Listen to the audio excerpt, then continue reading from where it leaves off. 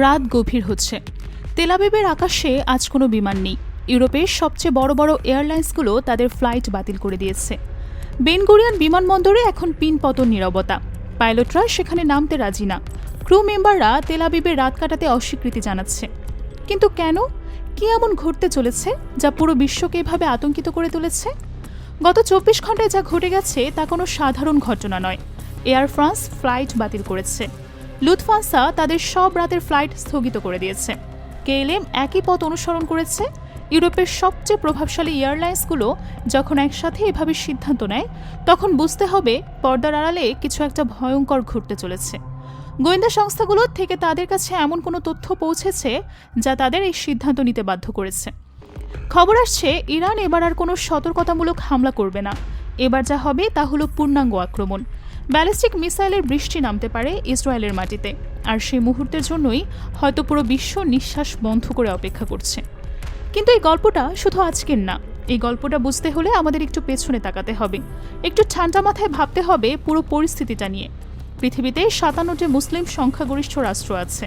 এদের কারো কাছে আছে তেলের অফুরন্ত ভাণ্ডার, কারো আছে ডলারের পাহাড়, আবার কারো কাছে আছে বিশাল সেনাবাহিনী যা যে কোনো যুদ্ধের মোড় ঘুরিয়ে দিতে সক্ষম। কিন্তু যখন গাজা জ্বলছে, যখন মধ্যপ্রাচ্যের আকাশে বারুদের গন্ধ ছড়িয়ে পড়ছে, তখন এই দেশগুলোর ভূমিকা কি? নীরবতা, গভীর এবং অস্বস্তিকর নীরবতা। এমন নীরবতা যা কানে বাজে, যা বুকে কষ্ট দেয়, যা প্রশ্ন তোলে আমাদের মনে। সৌদি আরবের কথাই ধরুন, বিশ্বের অন্যতম শক্তিশালী বিমান বাহিনী তাদের। আমেরিকা থেকে কেনা সর্বাধুনিক যুদ্ধ বিমান সাজানো আছে তাদের ঘাঁটিতে। কোটি কোটি ডলার খরচ করে গড়ে তোলা হয়েছে এই বাহিনী। কিন্তু আজ যখন প্রশ্ন করা হয় সৌদি আরবের এয়ারফোর্স কোথায়, তখন কোনো উত্তর পাওয়া যায় না, শুধুই নীরবতা। মিশরের নেভি কোথায়, যে নৌবাহিনী মধ্যপ্রাচ্যের অন্যতম শক্তিশালী বলে বিবেচিত, তারা কোথায় লুকিয়ে আছে এই সংকটের মুহূর্তে? তুরস্কের বিশাল সেনাবাহিনী, ন্যাটোর দ্বিতীয় বৃহত্তম সামরিক শক্তি, তারা কেন চুপ করে বসে আছে? কেউ কি আমেরিকার চোখের দিকে তাকিয়ে একটা কথা বলার সাহস দেখিয়েছে? কেউ কি ইসরায়েলকে বলেছে থামো, না হলে আমরা আসছি? না, কেউ বলেনি। কেউ সেই সাহসে দেখাতে পারেনি, কারণ সবাই জানে আমেরিকার সাথে শত্রুতা করার পরিণাম কি হতে পারে। সবাই জানে নিজের স্বার্থ আগে, নিজের গদি বাঁচানো আগে। কিন্তু এই পুরো দৃশ্যপটে একজন পাগলা ঘোড়া আছে। একটি দেশ আছে যে কারো কথা শুনতে রাজি না, যে নিজের পথে হাঁটছে, নিজের শর্তে লড়ছে। সে দেশটির নাম ইরান। এই নামটি উচ্চারণ করলেই একটা আলাদা অনুভূতি কাজ করে। কারো কাছে এই নাম ভয়ের প্রতীক, কারো কাছে আশার আলো, আবার কারো কাছে এক অদম্য প্রতিরোধের গল্প। কিন্তু সবাই একটা বিষয়ে একমত যে ইরান সাধারণ কোনো দেশ না। ইরান এমন একটি জাতি যে নিজের অস্তিত্ব টিকিয়ে রাখার জন্য যে কোনো মূল্য দিতে রাজি। মনে রাখবেন, যখন সবাই ভাবছে কিভাবে নিজের ক্ষমতা ধরে রাখা যায়, কিভাবে আমেরিকার সাথে এই সম্পর্ক ভালো রাখা যায়, কিভাবে নিজের তেলের ব্যবসা টিকিয়ে রাখা যায়, ঠিক সেই মুহূর্তে ইরান বলছে তারা লড়বে, তারা পিছু হটবে না, তারা মাথা নত করবে না। অনেকেই বলেন ইরান নাটক করছে, ইরান শিয়া সুন্নি রাজনীতি করছে, ইরান নিজের স্বার্থে খেলছে। হয়তো তাই। তর্কের খাতিরে এই সব অভিযোগ মেনে নেওয়া যাক, কিন্তু দিন শেষে একটা সত্য অস্বীকার করার কোনো উপায় নেই।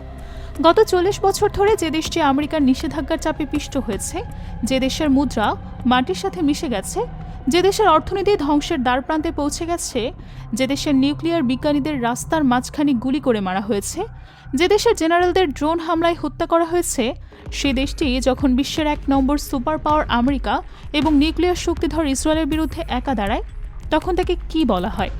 বোকামি নাকি অদম্য সাহস? এই প্রশ্নের উত্তর হয়তো সময় দেবে। কিন্তু একটা বিষয় পরিষ্কার যে ইরান এমন কিছু করছে যা অন্য কোনো দেশ করার সাহস পায়নি। রাশিয়ার কথা ভাবুন একবার।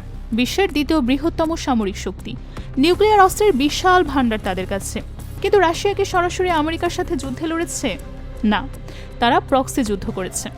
ইউক্রেনে তারা লড়ছে ঠিকই, কিন্তু সরাসরি আমেরিকান সৈন্যদের সাথে যুদ্ধ এড়িয়ে চলছে, কারণ তারা জানে সরাসরি সংঘর্ষের পরিণাম কি হতে পারে। চীনের কথা ধরুন, বিশ্বের দ্বিতীয় বৃহত্তম অর্থনীতি। সামরিক শক্তিতেও তারা এখন আমেরিকার কাছাকাছি পৌঁছে গেছে। কিন্তু চীন কি আমেরিকার সাথে সরাসরি লড়াইয়ে নেমেছে? না, তারা বাণিজ্য যুদ্ধ করছে, তাইওয়ান নিয়ে হুমকি দিচ্ছে, কিন্তু সরাসরি সংঘর্ষ এড়িয়ে চলছে। কিন্তু ইরান সরাসরি বলছে এসো, তারা প্রস্তুত। এই কথাটা বলার জন্য যে পরিণাম সাহস দরকার তা অনেকের কল্পনার বাইরে। এবার একটু ভাবুন, যে দেশের অর্থনীতি প্রায় ধ্বংস হয়ে গেছে, যে দেশের মানুষের পেটে ঠিকমতো ভাত নেই, যে দেশের বেকারত্বের হার আকাশ ছোঁয়া, সে দেশ এখন $100 বিলিয়ন বেশি প্রতিরক্ষা বাজেটের মালিক আমেরিকার সাথে লড়তে চাইছে। এটা কি উন্মাদনা, নাকি এর পেছনে অন্য কোনো হিসাব আছে?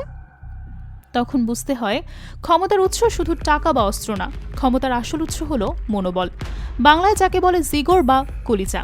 আর এই মুহূর্তে জিওপলিটিক্সে ইরানের মতো কলিজা আর কোনো দেশের নেই। এটা স্বীকার করতে অনেকের কষ্ট হলেও এটাই সত্যি। এখন আসি আজকের সিচুয়েশনে। মধ্যপ্রাচ্যের আকাশ এখন প্রায় ফাঁকা, যাত্রীবাহী বিমানগুলো উঠছে না। গত 24 ঘন্টায় যা ঘটেছে তা সত্যি অভূতপূর্ব, এমনটা আগে কখনো দেখা যায়নি। এয়ার ফ্রান্সের মতে বিখ্যাত এয়ারলাইন্স তাদের মধ্যপ্রাচ্যগামী ফ্লাইট বাতিল করেছে, বিশেষ করে রাতের ফ্লাইটগুলো। লুফথানসা একই পথ অনুসরণ করেছে। কেএলএম তাদের সব ফ্লাইট স্থগিত করে দিয়েছে। ইউরোপের সবচেয়ে বড় বড় এয়ারলাইন্সগুলো একসাথে এভাবে সিদ্ধান্ত নিয়েছে। এটা কাকতালীয় হতে পারে না, এর পেছনে অবশ্যই কোনো কারণ আছে। গোয়েন্দা রিপোর্ট বলছে ইরান এবার আর সতর্কতামূলক হামলা করবে না। এবার যা হবে তা হলো পূর্ণাঙ্গ আক্রমণ, সর্বাত্মক যুদ্ধ, অল আউট ওয়ার। এই কথাটা শুনে যতটা সহজ, বাস্তবে তার মানে অনেক বেশি ভয়ঙ্কর। ইসরায়েলের বেন গুরিয়ন বিমানবন্দরের দিকে তাকান। এই বিমানবন্দর সারাক্ষণ কর্মব্যস্ত থাকে।